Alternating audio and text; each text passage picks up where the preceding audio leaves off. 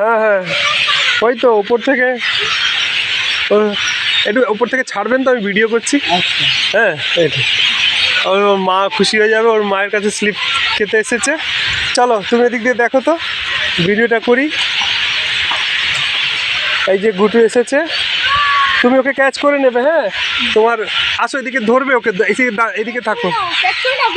এই যে আমি দূর থেকে নিচ্ছি। হ্যাঁ হ্যাঁ ছেড়ে দিন।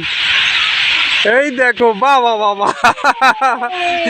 ধরে নাও ধরে নাও, বাচ্চাটাকে ধরে নাও।